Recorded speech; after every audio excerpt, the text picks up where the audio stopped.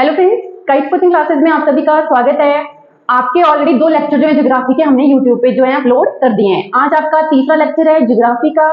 पटवारी, police और SSC exam के लिए आपको हेल्प होगी इन लेक्चर्स के थ्रू। तो देखिए फ्रेंड्स, आज जो आपका लेक्चर रहेगा वो रहेगा अर्थ और मून के पर्सपेक्टिव से। और देखिए, मैंने आपको मून और अर्थ के बारे में आज आपका रहेगा, लेकिन इससे पहले अर्थ और सन से रिलेटेड एक चीज पढ़ाई थी मैंने आपको। क्या थी? अपसौर और उपसौर, एपीहेलियन और पेरिहेलियन। ये आपकी ना 2 सिचुएशंस बनती हैं सन और अर्थ के बीच में। लॉन्गेस्ट डिस्टेंस, ये सबसे ज्यादा दूरी, और सबसे कम दूरी आपकी पेरिहेलियन। सिमिलर आपकी जो मून है और अर्थ के बीच में भी रहेंगी। क्या है? देखिए, अपभू और उपभू। अपोजी आपका रहेगा इंग्लिश में, पेरिजी आपका रहेगा उपभू के लिए। अब इनका जो आपका डिस्टेंस भी अगर आपने लिखना है तो लिख लीजिए, ठीक है। अपभू का रहेगा 4,06,000 किलोमीटर, ठीक है, और इसका रहेगा 3,64,000 किलोमीटर, 64,000 सॉरी, ठीक है। और एक रहेगा आपका एवरेज 3,82,000 किलोमीटर। किसके किसके बीच में बताया मैंने आपको? ये अर्थ और मून के बीच में। सबसे ज्यादा जो रहेगा डिस्टेंस, उसके लिए आपका अपोजी यूज करते हैं, और सबसे कम के लिए आपका पेरिजी, ठीक है। मैंने आपको बताया था कि जो अर्थ है वो भी सन के सराउंडिंग में कर रही है, एक ऑर्बिट फॉलो कर रही है, वैसे ही आपका मून भी अर्थ के सराउंडिंग में क्या कर रहा है? एक ऑर्बिट को फॉलो कर रहा है। अब इसमें आपका एक इंटरेस्टिंग चीज है। देखिए, मैंने आपको बताया था कि जो अर्थ है वो 23/12 आपका क्या होती है? टिल्टेड होती है। सिमिलर वे में अगर हम मून को अर्थ के कंपैरिजन में देखेंगे तो वो भी उसका जो इंक्लिनेशन रहता है वो आपका 5 डिग्री रहता है। कैसे? मैं भी आपको दिखाऊंगी बना के, तो थोड़ा आपको अंडरस्टैंड हो जाएगा। क्यों जरूरी है? क्योंकि देखिए, ये जो है फर्दर आपका एक जो टॉपिक रहता है आपका एक्लिप्स, ग्रहण वाला, उसमें आपको हेल्प करेगा समझने के लिए, ठीक है। फॉर एग्जाम्पल, ये मैंने बना दिया आपकी अर्थ, और ये आपका 23/12 जो क्या रहेगी? टिल्टेड रहेगी। अब फॉर एग्जाम्पल मैंने बोला कि जो मून है वो भी क्या करता है आपका? उसके रिवॉल्यूशन करता है। तो आपका कितना बताया मैंने आपको? 5 डिग्री का इंक्लिनेशन बताया। तो ये क्या रहेगा? आपका मून। होप यू समझ में आ रहा है आप लोगों को, ठीक है। तो ये क्या है? आपकी अर्थ, और ये कैसे रहता है आपका मून? कितना है? 5 डिग्री का क्या रहेगा? इंक्लिनेशन। और यहाँ पे आपका क्या आ जाएगा? सन, ठीक है। समझ में आ रहा है? तो ऐसे बनता है। एक बता देती हूं मैं, सोलर डे, साइड्रल डे, इसको सौर दिवस कहा जाता है, इसको आपका नक्षत्र दिवस कहा जाता है। ऐसे ही आपका synodic month, sidereal month,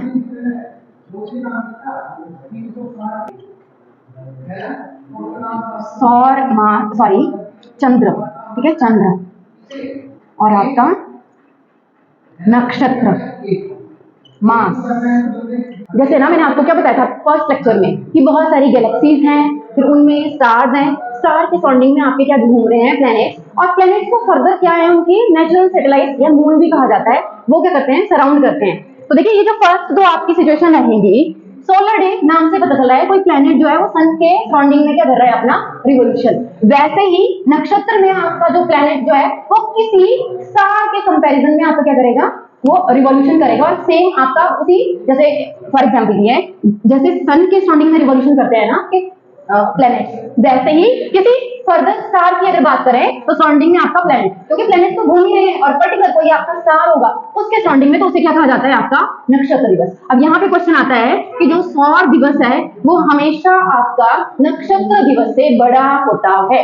similarly देखिए, ये वाली जो सिचुएशन आ जाएंगी आपकी, ये जो चंद्रमास है ये सूर्य के कंपैरिजन में चंद्रमा के साथ, क्योंकि चंद्रमा भी तो क्या कर रहा है? आपका रोटेशन और रिवोल्यूशन दोनों कर रहा है। सिमिलरली देखिए, आपका ये यहाँ पे किसी नक्षत्र, किसी फर्दर और स्टार की बात हो रही है, और आपका चंद्रमा, तो यहाँ पे भी ये आपका बड़ा रहेगा। मास, मंथ की बात आएगी, ये आपका 29 डेज समथिंग होता है, और ये आपका 27 डेज समथिंग का मंथ रहेगा, ठीक है। समझ में आ गया मैंने क्या बोला? सौर दिवस हमेशा नक्षत्र दिवस से बड़ा। यहाँ पे कितना फर्क होता है आपका? 4 मिनट का, 30 घंटे 56 मिनट, और ये आपका 24 आवर्स का, ठीक है। समझ में आ गया? तो ये सिंपली देखो, अगर बड़े किसी एग्जाम में आपसे पूछ लिया जाएगा तो ये पूछा जाएगा कि सौर जो दिवस होता है वो बड़ा होता है या छोटा होता है। आगे देखिए, टॉपिक है आपका एक्लिप्स। तो बोला जब कोई एक पिंड है उसकी छाया दूसरे पे पड़ रही है, ठीक है, और तो आपका क्या लगता है, ग्रहण लगता है। अब देखिए ग्रहण जो होते हैं आपके वो दो टाइप के हैं, सूर्य ग्रहण और चंद्र ग्रहण। सूर्य ग्रहण हमेशा ही आपका कब लगता है, अमावस्या, जिसको क्या कहा जाता है आपका न्यू मून। और चंद्र ग्रहण आपका हमेशा ही कब लगता है, पूर्णिमा। मतलब ये मैं आपको इंपॉर्टेंट फैक्ट बता रही हूँ, ठीक है। आपका इसे फुल मून कहा जाता है। इनको याद करने की ट्रिक क्या है, देखिए इसको इजीली SEM, ठीक है, यहाँ पे आप अपोजिट लिख दीजिए इसको SNE, सन अर्थ मून, सन मून और अर्थ। समझ में आ रहा है, ये सबसे इजी आपका क्या है, ट्रिक है इसको याद करने की, ठीक है। SEM SME, okay. अब देखिए SME, अब इसी से बनाएंगे, ये क्या बना दिया मैंने आपका सन, ठीक है। मून आपका छोटा सा रहेगा और अर्थ आपकी मैं थोड़ी सी बड़ी बना देती हूँ, ठीक है। ये जो मून है ना, ये क्या करने का कोशिश करेगा, अर्थ से अगर आप देखेंगे सन को ढकने की कोशिश करेगा, ठीक है। ये जो मून है अर्थ से आपको कैसे लगेगा कि ये सन को क्या कर रहा है, ढक रहा है। लेकिन आपको पीछे मैंने क्या बताया कि इनकी एक पोजीशन जो बनेगी, ये ऑलरेडी 23 डिग्री आपका क्या है, टिल्टेड है, और ये मून का अर्थ के साथ जो इंक्लिनेशन है, ठीक है, जैसे एग्जाम्पल के लिए मैंने बताया था ना आपको, ऐसे कितना है 5 डिग्री का, 5 डिग्री का क्या रहता है, इंक्लिनेशन। अब अमावस्या तो देखो हर मंथ में आती है, तो बोला कि हर अमावस्या को क्यों नहीं लग रहा है, तो ऐसा बहुत रेयर होता है आपका कि ये मून अर्थ और सन बिल्कुल सीध में आएंगे। और इस सिचुएशन को आपका क्या कहा जाता है, मतलब जब आपका सन मून अर्थ तीनों बिल्कुल एक सीध में आएंगे, बिल्कुल एक सीध में, इसे क्या कहा जाता है आपका सिजीगी, ठीक है। क्या कहा जाता है, सिजीगी कहा जाता है आपका। लग रहा है पता, तो ये भी नोट डाउन कर लो। अब देखिए फर्दर देखो, आपका एक और क्वेश्चन बनता है, ये जो यहाँ पे एक आपका कोन शेप बन रहा है ना, यहाँ पे आपकी जो शेडो आती है, इसे क्या कहा जाता है आपका, ठीक है। इस शेडो को क्या कहा जाता है आपका, प्रछाया। ये क्वेश्चन भी आपका पूछा जाता है, और इंग्लिश में इसको क्या बोलेंगे आपका, उम्ब्रा, ये, ठीक है, लग गया पता। और एक और रहेगा आपका, जिसे क्या कहा जाता है, ये वाले एरिया में आपकी बनेगी पिनम्बरा, उपछाया, ठीक है। मतलब समटाइम आपसे ये भी पूछ लिया जाता है कि ग्रहण के टाइम पे आपकी जो शेडो बनती है वो कितने टाइप्स की होती हैं, 2 टाइप्स की, उम्ब्रा पिनम्बरा, प्रछाया उपछाया। तो ये भी आपने याद रखना है, एक आपने ये सिजीगी याद रखना है, अमावस्या याद रखना है, ऐसा नहीं, ठीक है। ये सारे आपके क्या है, कुछ इंपॉर्टेंट फैक्ट्स हैं। अब फर्दर देखो, देखो जो आपका सूर्य ग्रहण है ना, वो फर्दर 3 अलग टाइप से आपका लगता है। कैसे, एक रहता है आपका पूर्ण, दूसरा रहता है आपका आंशिक, तीसरा रहता है आपका वलयाकार, जिसे आपका एनुलर रिंग शेप एक्लिप्स भी कहा जाता है, ठीक है। अब देखिए पूर्ण में ना, फॉर एग्जांपल जो आपका यहाँ पे सन है, बीच में मैंने आपको क्या बताया, मून ना, तो वो उसको पूरी तरह से ढकने की कोशिश करेगा। आपको ऐसे दिखेगा कि अर्थ से जो आपका मून है उसने पूरा का पूरा ढक लिया है किसको, सन को, ठीक है। उसे क्या कहेंगे आपका पूर्ण। आंशिक में कैसे, फॉर एग्जांपल के लिए आपका ऐसे, जैसे आपको ये हाफ सा दिख रहा है, आप किसी को भी कंसीडर कर लो, किसी को भी सन मान लो, किसी को भी मून मान लो, ठीक है, आपको आधा सा दिखना चाहिए, मेरी मुट्ठी से बाहर को थोड़ा सा निकला होगा, तो उसको क्या बोलेंगे आपका आंशिक। और जो तीसरी जो सिचुएशन है आपकी, कौन सी वाली, ये जो वलयाकार एनुलर रिंग शेप, ये आपका कब बनता है, इसके लिए पर्टिकुलरली जो मैंने आपको पीछे अपोजिट, ठीक है, अब वो वाली जो सिचुएशन बताई वो बहुत जरूरी है। क्यों है जरूरी, देखिए जब आपका अर्थ और मून के बीच में मैक्सिमम डिस्टेंस होगा, सम टाइम आपने ना देखा होगा, आप लोग ना ऐसे ही क्या करते हो कि फॉर एग्जांपल उंगली से किसी पहाड़ को ढकने की कोशिश करते हो, या बहुत सारे आपने देखा होगा बच्चे ताजमहल पे पिक्चर खिंचवाने जाते हैं और वो उसकी टोपी को ऐसे पकड़ते हैं। इट मींस जब आपकी चीज कोई बहुत दूर होती है तो आप बहुत छोटे उससे भी उसको पूरा ढकने की कोशिश करते हो। सिमिलर अपोजिट वाली सिचुएशन में सन और सॉरी अर्थ और मून के बीच में बहुत ज्यादा आपका डिस्टेंस बढ़ जाएगा, और जो मून है वो उसको ढकने की कोशिश करेगा। मैंने बोला कोशिश करेगा, लेकिन वो आपका कर नहीं पाता है। और होता क्या है कि फॉर एग्जांपल के लिए ये आपका सन है बाहर वाला, ठीक है, और मून आपका कैसे रहेगा, ठीक है, ऐसे, मतलब मैं मिटा देती हूँ। तो अंदर वाला जो गोला है वो किसका है, मून का है, बाहर वाला जो है वो किसका है, सन का है। अब मैंने बोला उसको ढकने की कोशिश कर रहा है, आपको ऐसे लग रहा है पृथ्वी से, लेकिन अब आपको बाहर ये जो चमकती हुई क्या दिखेगी, मैंने बोला चमकती हुई रिंग दिखेगी, ठीक है, चमकती हुई एक रिंग दिखेगी। अब उसी से ये नाम पड़ गया है आपका वलयाकार एनुलर रिंग शेप एक्लिप्स। समझ में आ गया? ये आपको बहुत, ये अंदर वाला आपको थोड़ा डार्क दिखेगा और बाहर वाला जो ये सरफेस है, अब इसे क्या कहा जाता है, ये भी आपका क्वेश्चन बनता है। ठीक है, क्या बोला मैंने, जब सूर्य ग्रहण लगता है ना, तो उस टाइम पे जो आपको सबसे बाहर चमकता हुआ सरफेस जो सन का दिखता है, उसे क्या कहा जाता है, कोरोना। ये भी आपने नोटिस करना है। ठीक है, वायरस वाला कोरोना नहीं है, ये सन का कोरोना है। सन में भी आपके सरफेस होते हैं अलग अलग, क्रोमोस्फेयर होता है, फोटोस्फेयर होता है, सोलर विंड फ्लेयर्स, कोरोना। ठीक है, तो कोरोना आपका दिखता है कब, जब आपका ये वलयाकार शेप में ग्रहण लगता है। कब लगेगा, अमावस्या के दिन। ठीक है, चंद्र ग्रहण, SEM, ठीक है, ये ट्रिक मैंने आपको बताया था। और लगेगा कब, आपका पूर्णिमा में। ठीक है, और यहाँ बीच में मैंने आपकी अर्थ बना दी, और ये क्या रहेगा, आपका मून रहेगा।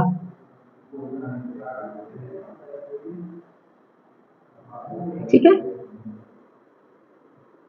ये मून।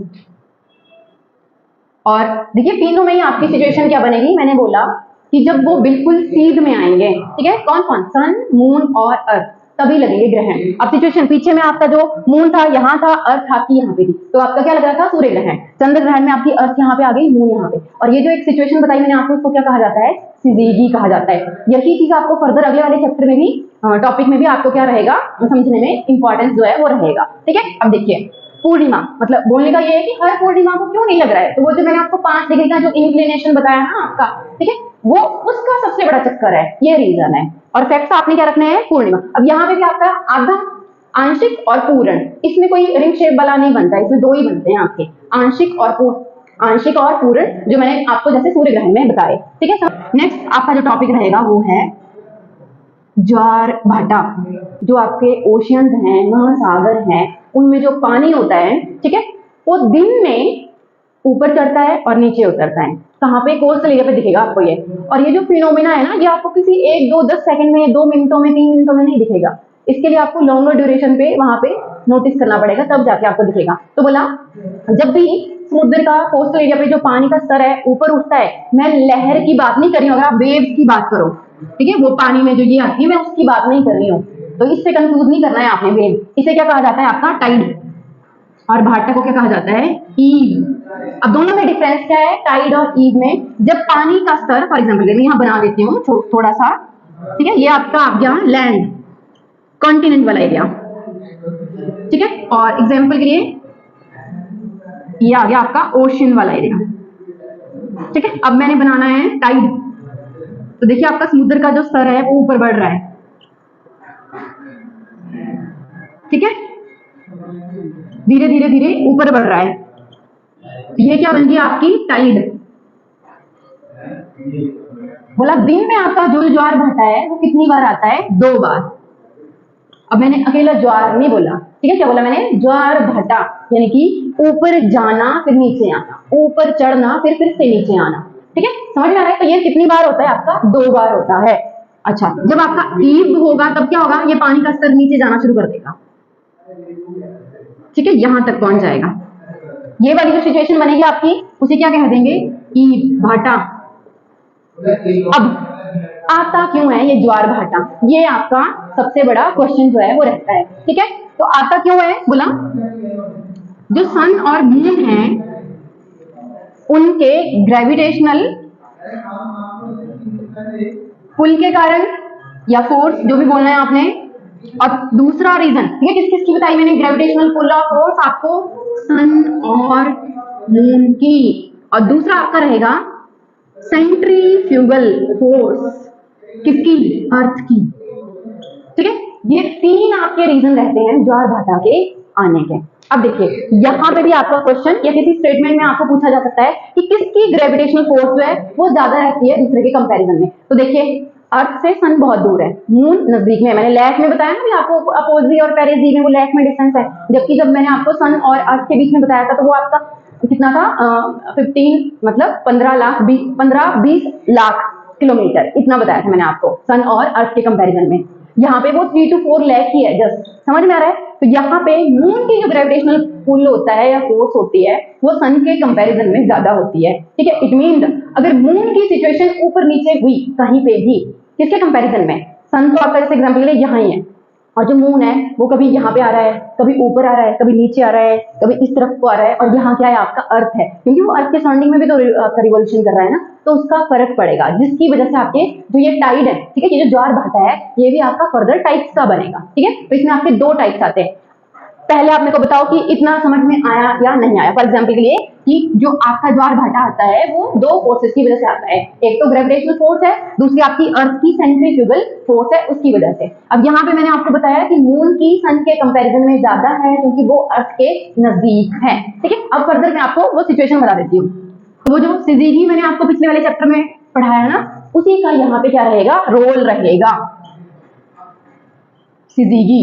अब इसे ना क्या कहा जाता है, युत व्युति, मतलब इसे इकट्ठा ये भी कहा जाता है। ये युत व्युति क्या होती है वो हम फर्दर देखेंगे, समझ में आ रहा है, ठीक है। युत व्युति, तो मैंने आपको बोला कि मून की पोजीशन चेंज होने से टाइड के टाइप्स हो जाते हैं, नीप टाइड और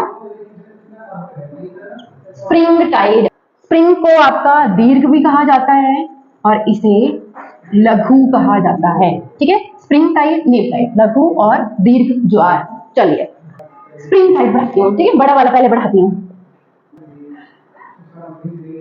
दीर्घ ज्वार ये कौन सी वाली सिचुएशन में बनेगा, जब आपका सन, मून और अर्थ जो है वो सीध में है, बिल्कुल सीध में, ठीक है, समझ में आ रहा है। चलिए बनाते हैं, नोटिस करिएगा, ये सन है आपका, ये अर्थ है, ठीक है, और ये आ गया आपका मून, ठीक है। इसको मैं थोड़ा बड़ा बना देती हूँ, आपको डिफरेंशिएशन करना इजी रहेगा, ठीक है। ये बना दिया मैंने मून।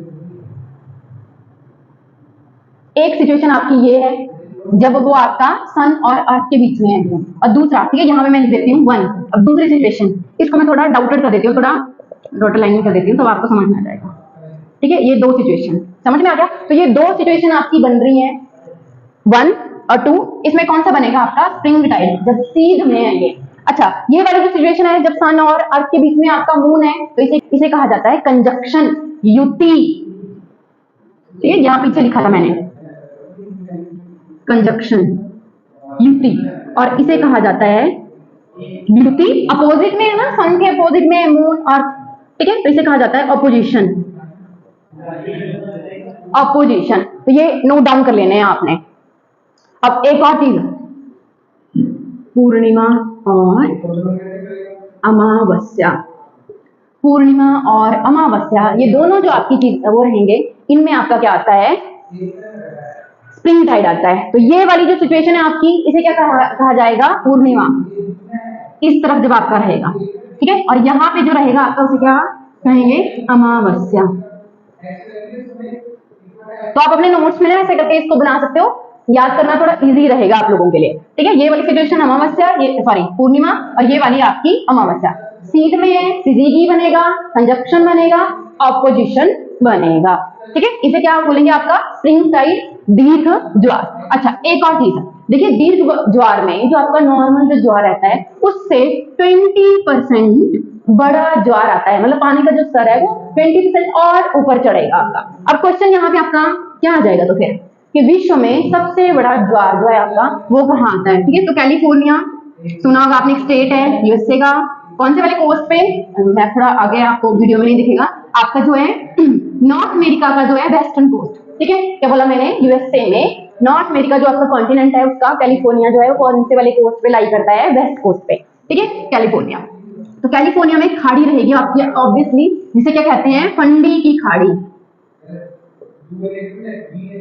ठीक है। क्या बोला मैंने, फंडी की खाड़ी, वे, ठीक है, वे, जैसे आपका इंडिया के आसपास है ना क्या, बे ऑफ बंगाल, बंगाल की खाड़ी, वैसे ही कैलिफोर्निया में जो आपकी खाड़ी है फंडी की खाड़ी। अब देखो यहाँ पे कितना बड़ा ज्वार आता है आपका, बोला 15 से 20 मीटर, ठीक है, 15 से 20 मीटर पानी आपका समुद्र के नॉर्मल जो सरफेस है उससे ऊपर चला जाता है, ठीक है। सेम क्वेश्चन अगर आपसे इंडिया का पूछा जाए तो इंडिया में आपका गुजरात, देखो इंडिया के कितने सारे स्टेट्स हैं जो कोस्ट पे लाई करते हैं, एक क्वेश्चन आपका बनता है उसमें भी कि कौन सा स्टेट है जो सबसे ज्यादा आपका कोस्टल एरिया बनाता है, तो गुजरात। और गुजरात में ही आपका क्या आता है, सबसे बड़ा ज्वार आता है, लेकिन वहां पे तो इतना ज्यादा नहीं, कितना है 2.5 मीटर।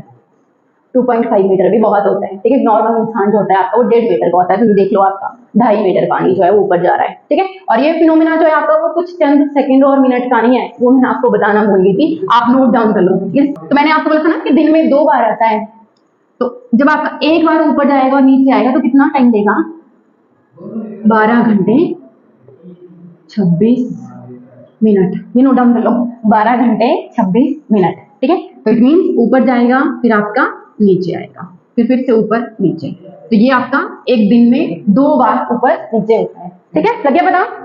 चलिए अब आपका नीप टाइड कर लेते हैं। नीप टाइड, लघु ज्वार, ये दूसरी है। लघु ज्वार में सन आपका वैसे ही रहेगा, ठीक है, ये बना दी मैंने आपकी अर्थ, और मून आएगा आपका 90 डिग्री के एंगल पे, ठीक है। समझ में आ रहा है? तो एक सिचुएशन आपकी ये और ये। अब यहाँ पे देखो जो ग्रेविटेशनल फोर्स है वो थोड़ी आपकी कम रह जाएगी, लग रहा है ना आपको थोड़ा सा, ये देखिए, तो पुल आपका कम हो जाएगा। अब इस वाली पोजीशन को आपका क्या कहा जाता है, क्वाड्रेचर, ठीक है, CURE, क्वाड्रेचर। हिंदी में बोलते हैं समकोणिक, ठीक है, वो तो आपका 90 डिग्री वाला समकोण ही होता है ना, समकोणिक स्थिति, ये याद रख लो, क्वाड्रेचर, ठीक है। कौन सी वाली, ये वाली। अच्छा, अब वैसे जैसे मैंने आपको पीछे अमावस्या और पूर्णिमा बताया ना, तो इसमें भी अगर आपने फर्दर बड़े डीप में जाना है तो आप क्या लिख सकते हो, एक आपका शुक्ल पक्ष होता है और एक आपका कृष्ण पक्ष होता है।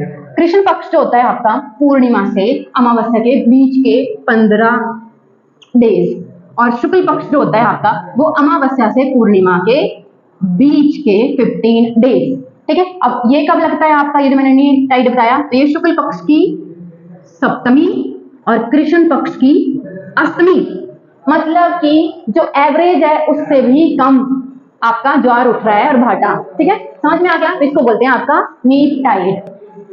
मैं ऐसे ही बता देती हूँ कि इस ज्वार भाटे का क्या कोई सिग्निफिकेंस है, क्या कोई एडवांटेज है।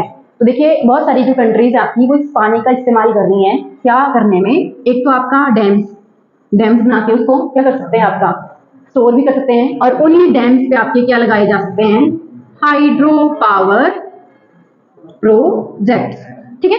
क्योंकि देखो हाइड्रो पावर प्रोजेक्ट्स में क्या करते हैं, आपका पानी को हाइट से गिराते हैं आपका टरबाइन के ऊपर, टरबाइन आपकी फर्दर जो है सिस्टम के साथ जुड़ी होती है, उससे क्या जनरेट होती है आपकी इलेक्ट्रिसिटी। तो बहुत सारी कंट्रीज जो है आपकी जिनमें रिवर वाटर कम है वो वहां पे आपका ज्वार भाटे का इस्तेमाल कर रहे हैं इलेक्ट्रिसिटी जनरेट करने में, ठीक है।